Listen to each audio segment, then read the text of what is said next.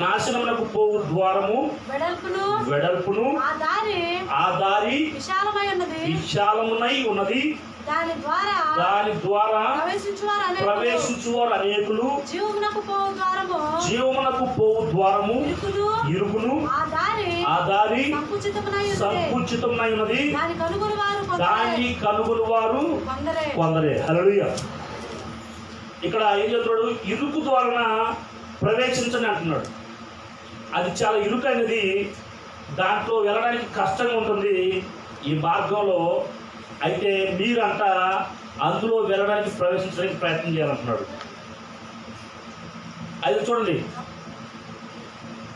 నాశనమునకు పోవు ద్వారము వెడల్పును ఆ దారి విశాలమైనదండి. హల్లెలూయా. నాకు తెలిసి ఈరోజు 20 కిలోమీటర్లు, 40 కిలోమీటర్లు, 10 కిలోమీటర్లు, ఒకవేళ 2-3 కిలోమీటర్లు నడిచి వస్తున్నా కూడా మీరు అవునా ఈ భూ సంబంధమైన రాజ్యంలో ప్రవేశించడానికి ప్రయత్నం చేయట్లా, పరలోక సంబంధమైన దారిలో ప్రవేశించడానికి ప్రయత్నం చేస్తున్నాడు. హల్లెలూయా.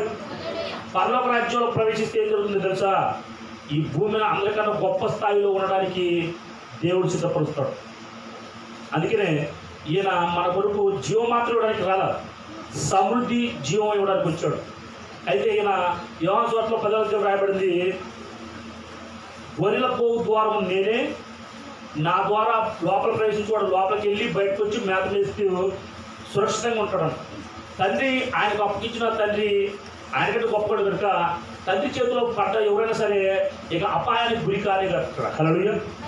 కాబట్టి ఈయనకు రావడానికి గల కారణం మీరు ఏం తెచ్చుకున్నారంటే ఇరుకు ద్వారా ప్రవేశించడానికి ప్రయత్నం చేస్తున్నారు. నిజమే, చాలామందికి రాయి చోట్లు ఉన్నాయి, చాలామందికి నిజంగా దూర ప్రాంతంలో ఉన్న ఊర్లలో ఉన్నాయి. అయినప్పుడు కూడా మీరు ఇక్కడికి రావడానికి గల కారణం అంటే మీరు ఇక్కడ దాకా రావడానికి సమయాన్ని, మీ యొక్క ధనాన్ని మీకున్న పరిస్థితుల్ని మాత్రం కూడా లెక్క చేయకుండా రావడానికి గల కారణం ఏంటంటే మీరు ఈ భూమి మీద ధనమును సంపాదించుకుంటున్నారు. హల్లెలూయా. ఎవరైతే ఈ యొక్క మాటలు వింటూ ఉంటారో వాళ్ళకి కలిగే లాభం ఏంటంటే చూద్దాం. కీర్తన గ్రంథము 119వ కీర్తన 119వ కీర్తన మొదటి వచనం నుండి. కీర్తనలు 119 చదువుతారా? మొదటి నుంచి చదవండి. Page number 515.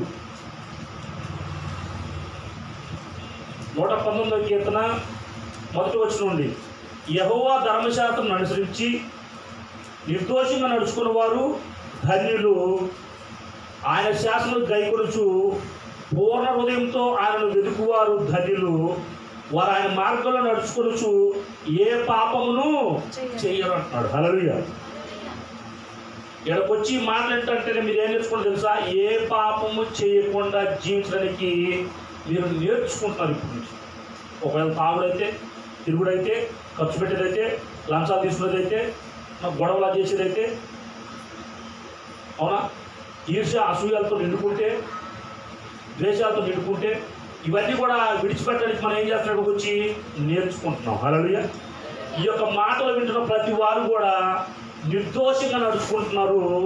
వారంతా ఆయన మార్గంలో నడుచుకోవచ్చు, ఏ పాపమును చేయరు. 4వ వచనము. నీ ఆజ్ఞలను జాగ్రత్తగా గైకొనవలని నీవు మాకు ఆజ్ఞాపించున్నావు. ఆహా, నీ కట్టలు గైకొన్నట్లు నా ప్రవర్తన స్థిరపడి ఉన్నా ఎంత మేలు అంటున్నాడు. హల్లెలూయా. ఇప్పుడు మన ప్రవర్తన మార్చుకోవాలి. ఇక్కడికి వస్తే కనుక ఖచ్చితంగా ఇక్కడికి వచ్చి కూడా నాకేం సంబంధం అనుకుంటే కనుక నువ్వు ఎంత దూరం నుంచి వచ్చినా నీకు ప్రయోజనం ఉండదు. కాబట్టి ఇక్కడికి వచ్చిన తర్వాత మన ప్రవర్తన దేని వరకు మారుతుందంటే కింద ముందు రాయబడింది, నీ ఆజ్ఞలను నేను లక్ష్య పెట్టుచున్నాను, లక్ష్య పెట్టినప్పుడు నాకు అవమానం కలగలేదు అంటున్నాడు. హల్లెలూయా.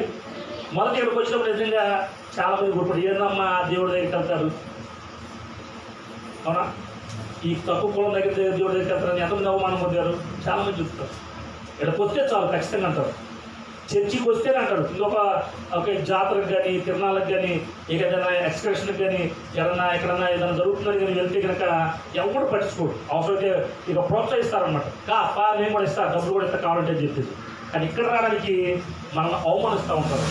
ఏంటి, ఏం పోతున్నా, ఏం జరుగుతుంది నీకు, ఆ దేవుడు ఏం చేశాడు నీకు, ఇక నీకు ఇబ్బంది కలుగుతుంది కానీ లెక్క మొత్తం పోతుంది కానీ ఏమమ్మా ఏమయ్యా ఈ ఒక్కరోజు ఇంట్లో ఉండి తిరిగి కూర్చుంటే నీకు కుదురుగా ఉండలేదా అని మన వాళ్ళే మళ్ళీ అవమానించే సందర్భాలు కూడా ఉంటాయి. కాబట్టి ఇక్కడ మనం ఆయన మాట విడుకుంటా ఆయన ఆజ్ఞల మీద లక్ష్య పెడితే కనుక అవమానం అనేది రాలేదంట. 7వ వచనం, నీతిగా నీ న్యాయవిధులను నేను నేర్చుకున్నప్పుడు పూర్ణ హృదయంతో నేను కృతజ్ఞతలు చెల్లించినట్లు. చదవమ్మా.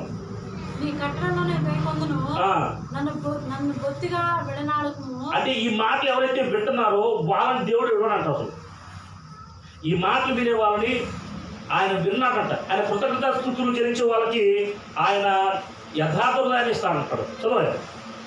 యవనస్తులు దేని చేత తమ నడత శుద్ధిపరుచుకుందరు, నీ వాక్యం బట్టి దాన్ని జాగ్రత్తగా చూసుకున్నట్టు చేస్తానంట. హల్లెలూయా. దేవుడి మాటలు ప్రతి వాడు కూడా మొదట వాడి ప్రవర్తన వాడు చూసుకుంటాడంట. నేను అబద్ధాలు ఆడుతున్నానా, నేను మోసాలు చేస్తున్నానా, నేను విచారణ చేస్తున్నానా, నేను దొంగతనం చేస్తున్నా, అది ఈ దేవుడి దగ్గర కథ రాదు. ఈ దేవుడి దగ్గర అన్ని వదిలిపెట్టాలి.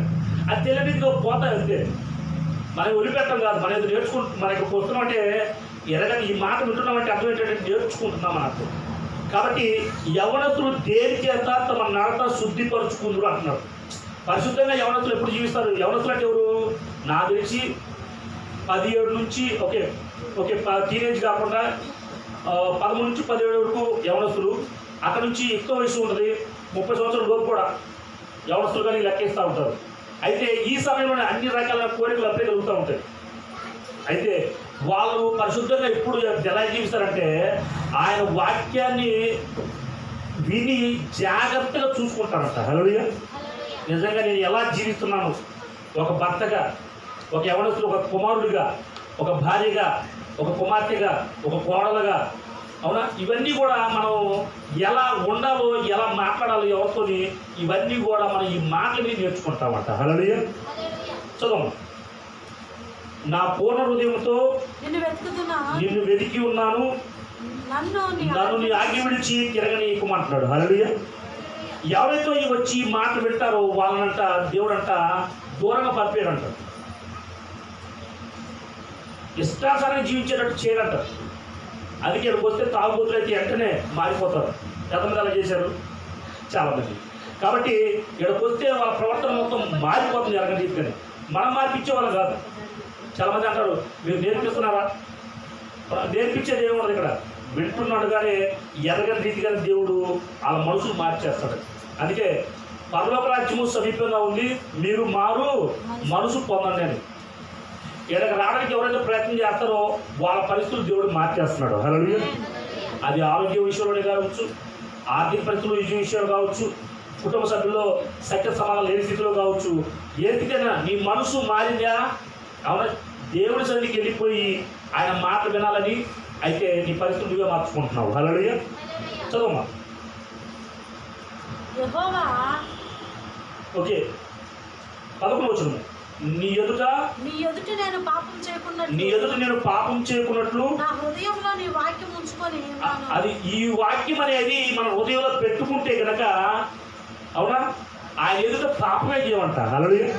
అంటే నాకు తెలిసి భర్తలు ఉన్నా, భార్యలు ఉన్నా, అవునా, కుటుంబ సభ్యులు ఉన్నా, తల్లిదండ్రులు ఉన్నా, ఫ్రెండ్స్ ఉన్నా, ఒకవేళ తప్పు చేయకపోవచ్చు. ఎవరు లేని సమయంలో కూడా తప్పులు చేసే అవకాశాలు ఉన్నాయి లేదా? 100% ఉన్నాయి. తల్లిదండ్రులు లేనప్పుడు చేయొచ్చు, ఫ్రెండ్స్ లేనప్పుడు చేయొచ్చు, భర్త లేనప్పుడు చేయొచ్చు, భార్య లేనప్పుడు చేయొచ్చు. కానీ వీటన్నిటిలో కన్నా మనం ఎక్కడున్నా కూడా ఎవరు ఎదుర్కొన్నాము? దేవుని ఎదుర్కొన్నాము. హల్లెలూయా. ఈ మాటలు ఈరోజు మనం వింటున్న మనకి ఎక్కడున్నా, అడవిలో ఉన్నా, సిటీలో ఉన్నా, లాడ్జిలో ఉన్నా, హోటల్లో ఉన్నా, రెస్టారెంట్లో ఉన్నా ఎవరు చూస్తున్నాడు? దేవుడు చూస్తున్నాడు. హల్లెలూయా. ఆ దేవుడు నీతో మాట్లాడుతున్నమాట.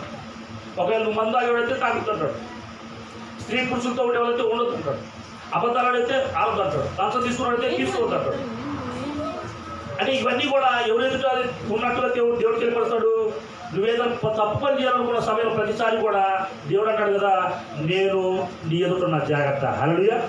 అందుకే నీ ఎదుట నేను పాపం చేయకున్నట్లు నా పూర్ణ హృదయంతో నీ వాక్యము, అవునా, ఉంచుకొని ఉన్నానంటున్నాడు.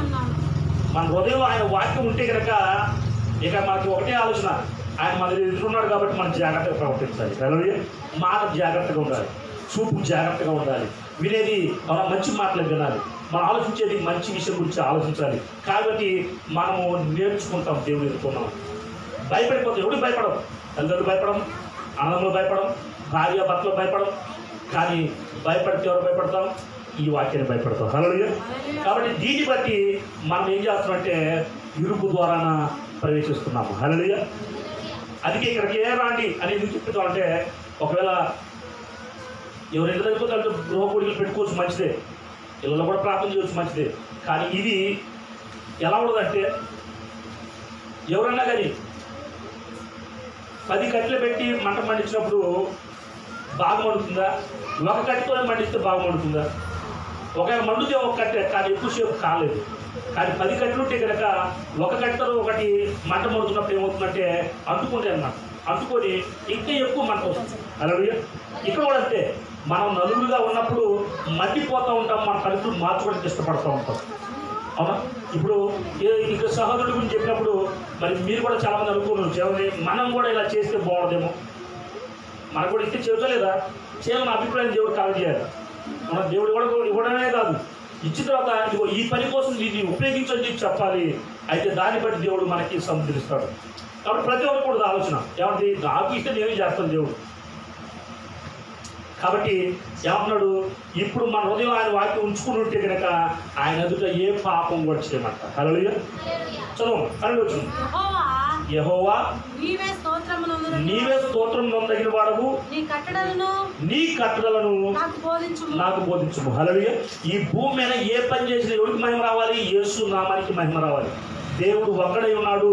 ఆయన తన కుమారుడు పంపించి భూమికి మన పాపాలని తన రక్తంతో కడిగి పరిశుద్ధపరిచి మనం విడిపించాడని చెప్పి నమ్మేదాన్ని బట్టి మనము ఈ భూమి మీద ఎలా ఉంటామంటే, ఈ భూమి మీద ఆ యొక్క అందరికన్నా గొప్ప స్థాయిలో ఉంటాము. అయితే ఈ కట్టడలు అంటే ఇది మనం ఖచ్చితంగా పెట్టుకోవాలి.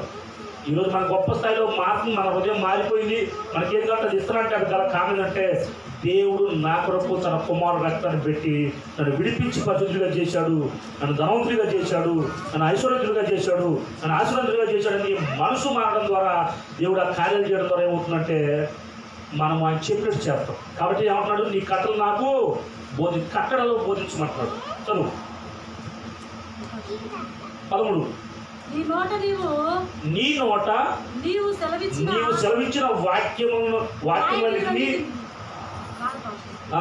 నీ నోట నువ్వు సెలవిచ్చిన న్యాయవిధులన్నిటినీ నా పెదవులతో వివరించుతాడు. హల్లెలూయా. ఈ రోజు ఎవరైతే ఈ వాక్యం నచ్చి మళ్ళీ బయటికి వెళ్ళిపోయి ఎవరికైతే ఇది చెప్తున్నారో వాళ్ళు ఖచ్చితంగా ఆశీర్వదించబడతారు. హల్లెలూయా. మీరు మౌనంగా ఉంటాం కాదు, వచ్చి వాక్యం వేసి ప్రార్థన చేసుకుని వెళ్ళిపోవడం కాదు. దీని గురించి నువ్వు బయట చెప్పడానికి ఇష్టపడితే కనుక, చెప్పాలన్న మనసు నీకు దేవుడు కలగజేస్తే కనుక నిన్ను ఏ విషయంలో దేవుడు ఆపలేడు. అది ఈ భూమిని ఎవడు కూడా ఆపలేడు. దేవుని మాటలు ఎవరైతే తలుచుకుంటున్నారో వాళ్ళని దేవుడు ఈ భూమి మీద ఎంతో గొప్ప స్థాయి అంటే ఎవడు ఆపలేనంత గొప్ప స్థాయి దేవుడు చేసుకెళ్తాడు. హల్లెలూయా. అందుకే బైబిల్లో రాయబడిన మాట కూడా ఒకసారి గుర్తు చేస్తుంది. ద్వితీయోపదేశకాండము 8వ అధ్యాయము 1వ వచనంలో ఈ వాక్యాలు ఇతరులు చెప్పడం ద్వారా వచ్చే లాభం ఏంటో చూద్దాం. ఎందుకు నేను ఆ మాట మాట్లాడినా కూడా చెప్తాను. పేజీ నెంబర్ 168 అమ్మా, 28 మొదటి వచ్చిన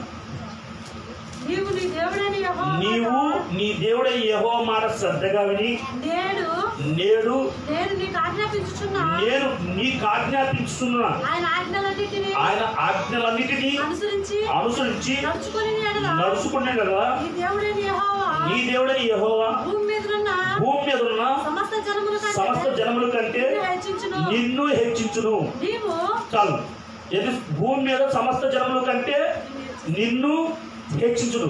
మరి నువ్వేం చేయాలి? ఈ మాట జాగ్రత్తగా విని దాని ప్రకారం నడవాలని. అంటే మొత్తగా ఇప్పుడే పరిశుద్ధులు అయిపోతారు అని మాత్రం చెప్పలేదు, కానీ కొద్దిగా మొదలుపెట్టి మన దేవుడు గొప్పగా ముగిస్తాడు కనుక నువ్వు కొద్దిగా నేర్చుకోవాలని ఆశపడాలి. ఈ వారం నేను ఖచ్చితంగా వచ్చాను టైంకి, ఓకే ఒక 2 నిమిషాలు లేట్ అయింది, కానీ రేపు నేను 10 గంటల లోపే వస్తాను. ఇలాంటి నిర్ణయాలు తీసుకోవాలి. నేను ఒకరోజు ఉపవాసం ప్రార్థన చేస్తా, అవునా? నేను 1 గంట బైబిల్ చదువుతా, లేకపోతే సెల్ ద్వారానో టీవీ ద్వారా చూస్తా, వింటా, అవునా? అలానే నేను దేవుడికి ఇవ్వాల్సింది సకాలం ఇస్తా. నేను రక్షణ పొందుకున్నాను కనుక, నేను ఈరోజు బతుకున్నాను దేవుడు కనుక, ఆ దేవుడు ఏర్పాటు చేసిన దశమ భాగం అయితే ఏమైతుందో నా మనసులో అవునా అది నేను తప్పుకోకుండా నేను ఇస్తాను. ఇలాంటి నిర్ణయాలు ఒక దగ్గర ఒకరు తీసుకోవడానికి నువ్వు ప్రయత్నం చేయాలి. అలాగే అన్నీ ఒకసారి రావు. కాబట్టి ఏమంటున్నానంటే నువ్వు ఈ మాట శ్రద్ధగా విని ఆయన చెప్పినట్టు నడుచుకోండి. అవునా, నడుచుకుంటే కనుక భూమి మీద సమస్త జనముల కంటే హెచ్చిస్తున్నట్టున్నాడా తగ్గిస్తున్నట్టున్నాడా? హెచ్చిస్తున్నాడు. ఎవరైతే ఈ మాట విని ఆ ప్రకారం జీవిస్తూ ఇతరులు కూడా చెప్తున్నారో వాళ్ళు ఈరోజు కాదు, ఒక నెల కావచ్చు, ఒక సంవత్సరం కావచ్చు, 10 సంవత్సరాలు కావచ్చు, గొప్పలు అయిపోతారు. అలాగే గొప్పలు అయిపోతారు ఖచ్చితంగా. నేను ఇక్కడ ఉంది అందుకోసమే. ఇప్పటికి దాదాపుగా 8 సంవత్సరాలు పైగా అవుతున్నా కూడా ఏదో ఒక రోజు దేవుడు ఖచ్చితంగా ఈ చిన్నమైన ప్రాంతం నుంచి ప్రపంచానికి చూపిస్తాడు దేవుడు అని చెప్తున్నాం. అలాగే ప్రపంచానికి మన సంఘం అంటే జీటీఎం సంఘం అంటే ఏంటో, అవునా, దేవుని కృపా సువార్త సంఘం అంటే ఏంటో, ప్రపంచ దేశంలో ఉన్న చూడాలి మనం అంటే ఏంటో, మన ఆశీర్వాదం అంటే ఏంటో, తద్వారా మనం చూసి అనేక దేశాల నుంచి రావాలి, మనం కూడా అనేక దేశాలకు వెళ్ళాలి. అలాగే ఇక్కడే ఉండడం కాదు, ఇక్కడే ఉండాలి. ఎప్పుడే అంటున్నాడు సమస్త జనాల కంటే హెచ్చిస్తున్నా లేదా? అది అన్ని దేశాలకు వెళ్ళిపోయి మనం అంటే ఏంటో చూపించాలి లేదా? చూపించాల్సిందే. అలాగే కాబట్టి విన్న నీవు ఆ ప్రకారం నడిచి నువ్వు కూడా ఇతరులకు చెప్పాల్సిన బాధ్యత నీకు. అలాగే చెప్పకుండా నాకు మాత్రం వచ్చింది, నాకు మాత్రం ఇచ్చేటప్పుడు నేను మాత్రం దాచిపెట్టుకుంటాను, నేను మాత్రం అభివృద్ధి పొందుకుంటాను అనుకుంటే కనుక దగ్గర ఏముండదు. ఎవడో పట్టించుకోండి, మనం గుంపులో అవునా కలిసిపోతాం. ఎవడు మనం లక్ష్య పెట్టడు. కావాలి చూడండి, యేసుక్రీస్తు ఈ చర్చికి రాకుండా నువ్వు ఇలా దగ్గర ఎప్పట్లా జీవిస్తున్నట్లయితే ఎవడు పట్టించుకోడు. ఇలా వస్తున్నావా అడుగుతారు, ఖచ్చితంగా అబ్జర్వ్ చేస్తారు, వెంటబడి వస్తారు. చూసి వాళ్ళు కూడా ఒక టైంలో ముందేమో మనల్ని అసహించుకోవచ్చు, లేకపోతే మన మీద కొంచెం జాలీగా మాట్లాడవచ్చు, హేళనగా తేలిగ్గా మాట్లాడచ్చేమో, కానీ అవసరాన్ని బట్టి మీ వెంటబడి వస్తారు. హల్లెలూయా. నువ్వు నమ్మిన దేవుడు నాకు కావాలని చెప్పి వెంటబడి వస్తారు. కాబట్టి నువ్వేం చేయాలంటే ఈ మాట విన్న మాటల్ని ఇతరులకి వివరించాలంటున్నాడు. ఇతరులు చెప్పాలి ఖచ్చితంగా. నువ్వు అభివృద్ధి పడుతున్నావా? ఖచ్చితంగా ఇతరులు చెప్పాలి. ఓకేనా? ఇక్కడ 119 కీర్తన 119 కీర్తన 14 వచనం. సర్వసంపదలు దొరికినట్లు నీ శాసనం మార్గం బట్టి నేను సంతోషిస్తున్నానండి. హల్లెలూయా. ఇక్కడికి వచ్చి మాట వినడం ద్వారా నువ్వేం చేయాలంటే సంతోషపడాలంటున్నావు. ఎవరడం కోసం ఇక్కడ రాలా, బాధపడటం కోసం ఇక్కడ రాలా. ఏది ఉన్నా కూడా దేవుడికి ఇప్పించి, అవునా, అది నాది కాదు అని నువ్వు వదిలిపెట్టి వెళ్ళిపోవాలి. హల్లెలూయా. అందుకని మత్తయి సువార్త రాయబడింది, సమస్త భారం మోస్తున్న సమస్త జనరాలు నా దగ్గర రండి, నేను నీకు విశ్రాంతి చేస్తాను, మీ భారం తేలిగ్గాను సులువుగాను చేస్తాను. కాబట్టి ఇప్పుడు నీ భారం ఇతరులు వేసినప్పుడు నీకు కొద్దిగా భారం లేకుండా తేలిక ఉంటుంది కాబట్టి సంతోషం లేదా? కాబట్టి ఇక్కడ ఏమంటున్నాడు దావీదు కీర్తనకారుడు ఏమంటున్నాడంటే సర్వసంపద దొరికితే ఎంత సంతోషపడతామో నీ మాట్లాడడం ద్వారా కూడా నేను సంతోషపడతానని చెప్పి. హల్లెలూయా. అంటే ఇక్కడికి వచ్చేది మనం ఊరకొర ఆటలా, అవునా, వారం మొత్తం 6 రోజులు పనిచేస్తే ఎంత సంపాదిస్తున్నామో అంతకన్నా అవునా 100 రెట్లు సంపాదించడం కోసం ఇక్కడికి వస్తున్నాము. హల్లెలూయా. ఒకవేళ నీకు వారం మొత్తం 6 రోజులు సంపాదించి 6,000 వచ్చేమో, కానీ ఇక్కడికి వచ్చి 6 లక్షలు రావాలి, అది రావాలి ఇక్కడికి, లేకపోతే రాకూడదు. ఎందుకంటే సమస్త జనాల కంటే గొప్పగా ఉండాలంటే 6,000 సంపాదిస్తే పట్టుకుంటాడా? నువ్వు ఇయ్యలేవు సంపాదిస్తే. 6 లక్షలు వచ్చే కనుక అవునా 2-3 రోజులలో 2-3 వారాల్లో కారు కూడా వస్తావు, ఆ బస్సులు కూడా వస్తావు. ఈ రకంగా వెళ్ళేటప్పుడు నువ్వు ఒకటి వెళ్తావా? లేదు, నీ తోటి వాళ్ళని తీసుకొస్తావు, బంధువులు తీసుకొస్తావు, స్నేహితులు తీసుకొస్తావు, ఎరగ వాళ్ళని తీసుకొస్తావు, ఊరకు రావు నువ్వు. కాబట్టి కీర్తనకారుడు సర్వసంపద దొరికినట్లు నీ శాసనం మార్గం బట్టి నేను సంతోషిస్తున్నాను. నువ్వు అందుకోసం రావాలి ఇక్కడికి. మేము ప్రతి వారం 10 గంటలు ఎందుకు గబగబ రెడీ అయిపోయి సిద్ధపడిపోతాం అంటే మాకు అన్ని ఏదో రకంగా ఇస్తున్నాడు దేవుడు. అది మేము పర్సనల్గా ఇష్టపడుతున్నాం. ఏంటది? అన్నిటికన్నా ముఖ్యంగా వాక్యం. మీ కూడా అనుకుంటున్నారు కాదు, దేవుడు నేను ఎప్పుడు కూడా నా కోసం అనుకుంటాను. దేవుడు నాతోనే మాట్లాడుతున్నాడు కాబట్టి నాకు చేస్తానని నమ్ముతాను. కాబట్టి ఏదో ఒక రోజున దేవుడు గొప్పతనం దేవుడు చేసుకోవడానికి దేవుడు ఇప్పటి నుంచి ఏం చేస్తున్నాడు? సిద్ధపరుస్తున్నాడు. ఇరుగు ద్వారా ప్రవేశించడానికి ప్రయత్నం చేయమంటున్నాడు. అందుకని ఇక్కడికి వచ్చి గంట చెప్పి ఈ 4 నిమిషాలు వినడం ద్వారా మనకు వచ్చే యొక్క లాభం ఎంత అంటే 3 రోజులు కనపడుతుంది, నష్టం ఏముండదు. అవునా? కాబట్టి 1 గంట 2 గంటలు టైం వేస్ట్, ఒకవేళ ఒక 10, 20, 30 రూపాయలు 100 రూపాయలు ఖర్చు కావచ్చేమో, కానీ దానికి నువ్వు వేల రూపాయలు సంపాదించుకుంటాం ముందు రోజుల్లో. హల్లెలూయా. కాబట్టి దావీదు కీర్తనకారుడు సర్వసంపద దొరికినట్లుగా అయితేనే దొరుకుతున్నాయి అనుకుంటేనే ఇక్కడ రావాలి. స్వస్థత, విడుదల, అభివృద్ధి, అవునా, ఓకే, ఇవన్నీ కూడా గొప్పగా చేస్తాడు. నిజం, మొదటి నేను వచ్చింది కూడా బిడ్డల పుట్టడానికే వచ్చాను. కానీ దేవుడు అన్ని ఇస్తాడని తర్వాత ఇక జాబ్ వదిలిపెట్టడానికి గల కారణమైంది. చేస్తున్న పని కూడా వదిలిపెట్టడం గల కారణం అంటే నాకు ఎంత గొప్ప చేస్తానని దేవుడిని నేను కోరుకుంటాను. మీరు కూడా ఆ గొప్ప స్థాయికి వెళ్తురుగా. అవునా, ఎంతమంది చూశారు మీరు ఇక్కడ ఈ ఇంట్లో ప్రార్థన పెట్టినప్పుడు? ఎంతమంది చూశారు? నిజంగా ఆ టైంలో మాకేం లేదు. బాబు నాకు తెలిసి బాబు మొదటి నుంచి ఉన్నాడు. 2017 నేను వచ్చిన దగ్గర నుంచి ఉన్నాడు. అవునా, ఏదైనా ఉంటే వాళ్ళే సాప తీసుకురావాలన్నా, అవునా, కానీ సీపు తీసుకురావాలన్నా వాళ్ళే చేసే చూశారు, దగ్గర నుంచి చూశారన్నమాట. మేము ఎలా ఉన్నాం, ఏమి లేకుండా వచ్చినాం మేము. దేవుడు అన్ని ఇచ్చినప్పటికి కూడా మేమేమి ఇప్పుడు కూడా అదే పొజిషన్ మాది. హల్లెలూయా. ఆ రోజు ఎలా ఉన్నాం, ఇప్పుడు కూడా ఎంతో ఉన్నాం. ఎందుకని ఏమి ఇచ్చినా కూడా అన్నిటికన్నా ముఖ్యమైనది పరలోక రాజ్యము. హల్లెలూయా. అది మా జీవితంలో ఇంకా సమృద్ధికి ఇస్తే కనుక, అవునా, ఏం జరుగుతుందంటే ఒకసారి చూడండి. యేసుక్రీస్తు వారి జీవితంలో అదే జరిగింది. ಮತ್ತೆ ఓకే, యోహాను సువార్త 3వ అధ్యాయము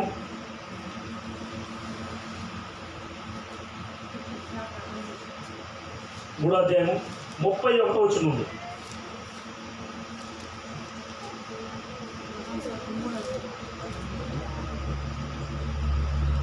మూడో అధ్యాయం 31 వచ్చింది. Page number 82.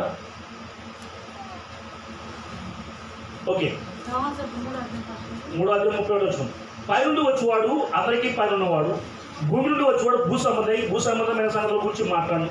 పరలోకం నుండి వచ్చేవాడు అందరికీ పైగా నుండి తాను కనవాటిని గురించి వినవాటిని గురించి సాక్ష్యం ఇచ్చును. ఆయన సాక్ష్యం ఎవరినో అంగీకరించాడంట. హల్లెలూయా. యేసుక్రీస్తు మన పాపాల కొరకు చనిపోయి తిరిగి లేచాడని చెప్తే ఎవరు నమ్మట్లా. దానివల్ల వచ్చే లాభం ఏంటంటే సర్వసంపదలు. హల్లెలూయా.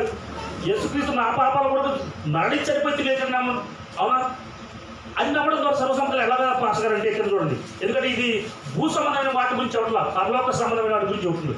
ఎందుకంటే బైబిల్ ఎప్పుడు కూడా గొప్పదే చెప్పుద్ది కానీ తక్కువ చెప్పదు. ఎందుకంటే తక్కువ ఆల్రెడీ భూమి మీద ఉంది, మన జీవితంలో ఉన్నాయి, అలాంటివి లోపాలు అలాంటివి ఉన్నాయి. అయితే చూడండి, ఆయన సాక్ష్యం ఎవడు అంగీకరించడు? ఆయన సాక్ష్యము అంగీకరించిన వాడు దేవుడు సత్యవంతుడైన మాటకు ముద్ర వేసి ఉన్నాడు అంటున్నాడు. హల్లెలూయా. ఎవరైతే గట్టిగా నిర్ణయం తీసుకొని నా పాపాల కొరకే మరణించాడు, ఆయన నన్ను పరిశుద్ధిగా చేశాడు, నీతిమంతుడిగా చేశాడు, నన్ను జ్ఞానవంతుడిగా చేశాడు, నన్ను ఇదిగో ఇక పరిస్థితి నుంచి మాట్లాడి నన్ను తన కుమారుడు పంపించాడు నమ్ముతున్నాడు, వారంట ముద్ర ఎత్తుకున్నాడు దేవుడి చేత. హల్లెలూయా. ఏదైనా దేవుడు తను పంపినాడు కొలత లేకుండా ఆత్మలు పిలుచుడు కనుక వాడు దేవుడు మాటలే పలుకుతుంటాడు. హల్లెలూయా.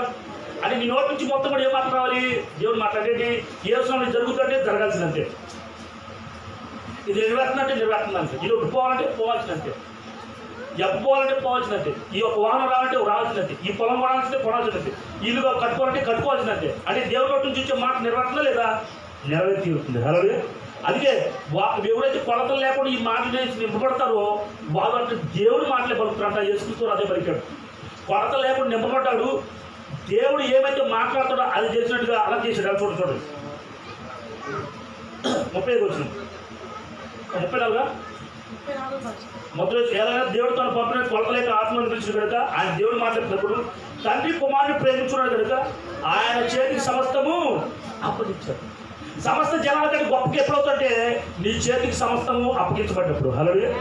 అప్పగించబడ్డని తెలుసుకున్నప్పుడు నీకు, అవునా, ఇది అందుకని మేము అది తెలిసి ఎవరైనా నొప్పి ఇట్లా చేతికి ఇచ్చేది. ఎందుకంటే మా చేతికి ఏమి ఇచ్చాడని నమ్ముతున్నాము? యేసుక్రీస్తు వారికి ఇచ్చినట్టు చేతులకు ఇచ్చినట్టు మా చేతులు కూడా అధికరించాడు. హల్లెలూయా. కాబట్టి ఆ చేసి ఇచ్చినప్పుడు వాళ్ళు చెప్తారు నొప్పి దిగిపోతుందని చెప్తారు. వాళ్ళన్న దురాత్మలు ఏవైతే ఉన్నాయి దిగి మరి నిలబడిపోయి పిల్లలు కొట్టుకోవడానికి గల కారణం అదే. ఏం నమ్ముతున్నాం మేము? మా చేతులు కూడా సమస్తం అప్పగించాడు దేవుడు. హల్లెలూయా. అంటే మొదటిగా ఇతరులు చేస్తానన్న గల కారణం ఏంటంటే ఉన్నోడే ఇస్తాడు, లేనోడు ఇవ్వడు. మాకు ఈ భూలోక సంబంధమైన ఆస్తి లేకపోవచ్చు, కానీ పరలోక సంబంధమైన సమృద్ధి ఉంది. హల్లెలూయా. కాబట్టి ఇది ఎవరికైనా ఇవ్వచ్చు.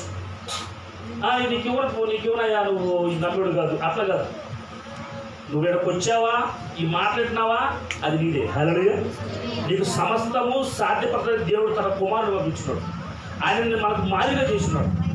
కాబట్టి తన కుమారుడు ఎలా జీవించాడో అలాగా నువ్వు కూడా జీవించడానికి దేవుడు సిద్ధపడుతున్నాడు. కాబట్టి ఆయన సిద్ధపడ్డాడు, చనిపోయాడు, తిరిగి లేచాడు, పరలోక రాజ్యానికి వెళ్ళాడు. నువ్వు కూడా ఇక్కడ సమృద్ధి కలిగిన బిడ్డగా ఉండి వాగ్దాన ఫలాన్ని పొందుకొని, నువ్వు కొలత లేకుండా పొందుకొని సమస్తం నీ చేతులకు వచ్చిన తర్వాత అనేక దేశాలకు వెళ్ళిపోయి ఏసై గురించి సాక్ష్యం చెప్పిన తర్వాత అప్పుడు నువ్వు అంటావు, అయ్యా నాకు సరిపోయింది ఈ బిల్డింగ్లు, బంగ్లాలు, అవునా, ఈ బిడలు, ఈ కార్లు, ఈ పొలాలు, ఈ స్థలాలు, ఈ ఇల్లు, ఇది మనకి నాకు చాలు ప్రభువా, ఇప్పుడు నేనేమవుతున్నాను, నాకు రెడీ, నేను వస్తాను దగ్గరికి. హల్లెలూయా. భయపడిపోవంగా మరణించడానికి శరీరాన్ని వదిలిపెట్టడానికి భయపడిపోవు. ఈ రూపం వచ్చే ఎలా పోతాము, ఈ కిడ్నీ సమస్యకి ఎలా పోతాము, ఈ హార్ట్ ప్రాబ్లమ్కి ఎలా పోతాము, ఈ క్యాన్సర్కి ఎలా పోతాము, ఈ నొప్పి ద్వారాకి ఎలా పోతాము, ఇట్లా భయపడిపోవు. ఎప్పుడైనా సరే నేను సిద్ధంగా ఉన్నా ఉంటాను. హల్లెలూయా. అది దాన్ని ఏమంటాడు, ఇరుకు ద్వారం అంటున్నాడు. మరణాన్ని జయించడానికి సిద్ధపడే మార్గం ఏంటి? ఇరుకు ద్వారం. దాన్ని దేవుని మాట్లాడడం ద్వారా వస్తుంది. హల్లెలూయా. పరిశుద్ధాత్మ పొందుకోవడానికి ఇక్కడ రమ్మని చెప్పేది ఎందుకంటే ఈ మార్గంలో ఇంకెవరు ప్రవేశించలేదు, అందరూ ప్రవేశించరు. అందుకే మీరు మాత్రం ఎందుకు పోతున్నారు, మిగతా ఎందుకు రాలంటే వాళ్ళు ఇక్కడ రావడానికి ఇష్టపడరు. ఎందుకంటే ఆడిపోతే ఏం జరుగుతుంది, ఇరుకు.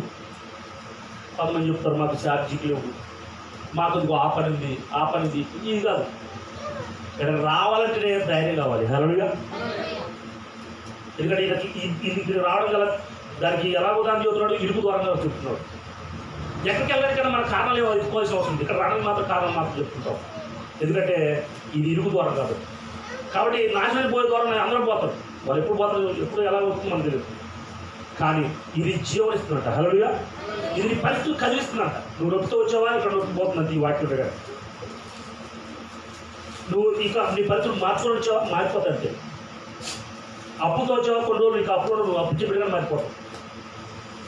ఒకవేళ జాబ్ లేక వచ్చావా, జాబ్తో నువ్వు ఎవడే కాదు మరే మంది జాబ్ ఇస్తావు. అంటే వివాహం దగ్గర వచ్చావా, అనేక మందికి వివాహం చేయడానికి నీ యొక్క వివాహం కారణం అవుతుంది. సాక్షి ఇది కృప మీ అందరికి కలుగుడు కాదు. కాబట్టి ఏమంటున్నాడు, ఇరుకు ద్వారా అవునా ప్రవేశించడానికి ప్రయత్నం చేయాలి, అదికి రావాలి. అట్లా నేను 6 నెలలు వెళ్ళకపోతే ఇక్కడ వచ్చి కూర్చున్నాడు కాదు. నేను ఒక విశ్వాసంగా వెళ్ళాను అక్కడికి, కానీ ఇక్కడ నన్ను సేవకుడు నిలబెట్టాడు. హల్లెలూయా. అందరికీ గొప్ప నిలబెట్టాడు. ఇప్పుడు చోటకి వెళ్ళినప్పుడు వాళ్ళని చూసి వాళ్ళ పరిస్థితులు వాళ్ళకి ఆస్తులు అంతస్తు చూసి అనుకుంటారు కదా, నేను దేని పనికిరాను, ఎందుకు వెళ్ళట్లా, మమ్మల్ని పిలిచిన హానా చేస్తున్నట్టే మాకు అది ఇచ్చేది ఈ వాక్యం వినడం ద్వారా. హల్లెలూయా. ఈ వాక్యం నేను చదివి ఇది అవునా నేను ధ్యానించుకోవడం ద్వారా వాళ్ళని తీసుకెళ్ళి వాళ్ళకంటే వాళ్ళు మాకంటే గొప్ప వాళ్ళు అయినప్పటికీ కూడా వాళ్ళు మమ్మల్ని ఎలా చూస్తున్నారు, వాళ్ళకంటే గొప్ప వాళ్ళు చూస్తున్నారు. హల్లెలూయా. నేను చూశాను కొంతమంది తీసుకెళ్ళిపోయి, సార్ ఇదిగో ఈ వీధి మొత్తం మంది సార్, ఈ బిల్డింగ్ మొత్తం మనే సార్, 400 కోట్లు ఉన్నాయి సార్ అని చెప్పిన కూడా అయినా ప్రార్థన చేయాలి. లండన్లో పెట్టాలి, మనకి కెనడాలో పెట్టాలి, ఇదిగో ఆ దేశంలో ఆస్ట్రేలియా బిజినెస్ పెట్టాలి, ప్రార్థన చేయాలి అని చెప్పిన కూడా వాళ్ళు మనకంటే ధనవంతులు కాదా, వాళ్ళు ధనవంతులు. కానీ వాళ్ళకన్నా ధనవంతులు ఎవరిలో ఉన్నారు మనకి. హల్లెలూయా. ఈ భూమి మీద శత్రువు కంటే గొప్పడు మనలో ఉన్నాడు. హల్లెలూయా. ఈ లోక సంబంధం ఎవరైనా తీసుకుంటే ధనవంతులుగా వాళ్ళకంటే గొప్పడు నీలో ఉన్నాడు. అందుకే నీ మాట్లాడుతున్నాను. కాబట్టి ధనవంతులు కావచ్చు లేదా అవుతారు. నీ ఆస్తి నీదని తెలిసిన తర్వాత నువ్వు లాక్కోవచ్చు లేదా తీసుకోవచ్చు. ఖచ్చితంగా అధికారం తీసుకోవచ్చు, అడుక్కోలేదు. నీవు అధికారంతో దేవుని దగ్గర నుంచి పొందుకుందుగాక. నువ్వు యేసయ్య యొక్క బిడ్డగా నువ్వు జీవితం కాదు, సమస్త జనాల కంటే గొప్పడు నువ్వు జీవించుదుగాక. అయితే ఇక్కడ రావాలి, లేకపోతే ఏదో నొప్పుల కోసం చిన్న సమస్యల కోసం అయితే మాత్రమే రావాల్సి తెలియదు. మొదట వస్తాం ఆ రోగం పోవడం కోసం, ఆ తలొప్పి పోవడం కోసం, ఆ రక్తస్రావం పోవడం కోసం, ఆ కిడ్నీ సమస్య పోవడం కోసం, హార్ట్ ప్రాబ్లం పోవడం, బిడ్డ కలగడం కోసం నాలాగా. కానీ దేవుడు నిన్ను అందరికన్నా గొప్ప చేయబోతున్నాడు. ఆమె ఎంతమంది అలా ఉండాలనుకుంటున్నారు? నేను కూడా అనేక మందికి ఇచ్చే బిడ్డగా ఉండాలనుకుంటున్నాను. అది రేసినట్టు నాతో పాటు ప్రార్థన అవును ప్రభువా, నాశనానికి పో ద్వారా ప్రభు విశాలం కాబట్టి అనేకులు ప్రభా దాన్ని వెళ్ళిపోతున్నారు. ప్రభా ఇప్పుడు కూడా ఇరుకు దూరమైనటువంటి ప్రభా నీ మార్గంలోకి వచ్చి నీ మాటలు అనేది ప్రభా ఎవరు ఇష్టపడలేదు. సమయము దూరము అయ్యా వీటిని చూసుకుంటున్నారు ప్రభువా. అయితే దీన్ని బట్టి ప్రభా ఇదిగో నువ్వు సమృద్ధి ఇచ్చేవ దేవుడు కాదు. ఏ పరిస్థితి అయినా సరే నీ మాట వినడం కోసం ఎక్కడి నుంచినా ప్రభువా నేను వెళ్తాను, ఆయన మాట వింటాను, ఆయన మాట ప్రకారం నేను జీవిస్తాను, తద్వారా నేను గొప్పగా ఈ భూమిని జీవిస్తాను, పరలోక రాజ్యంలో ఎలా ఉంటామో అది నీ భూమిని కనపరుస్తాను అనే నిర్ణయం తీసుకొని వస్తున్న ప్రతి వారిని ప్రభావం మీకు ప్రార్థన చేస్తున్నప్పుడు పరిశుద్ధాత్మలో నేను ప్రార్థన చేస్తుండగా ప్రతి ఒక్కరికి ఎలా అడిగి పొందుకోవాలి ప్రభావం నేర్పించలేస్తున్నప్పుడు అభిషేకించబడుగా చేస్తున్నాడు.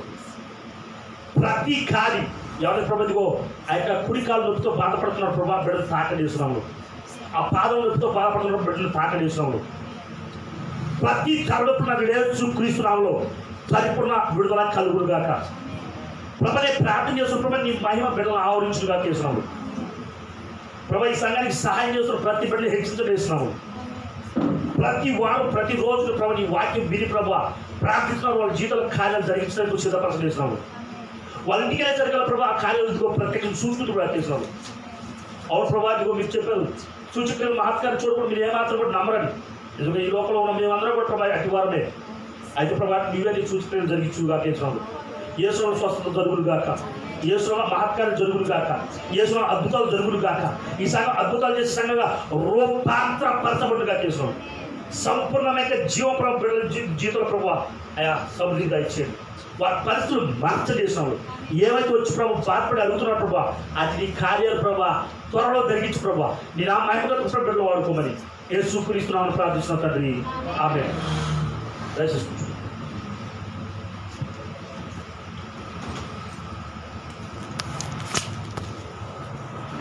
Yes.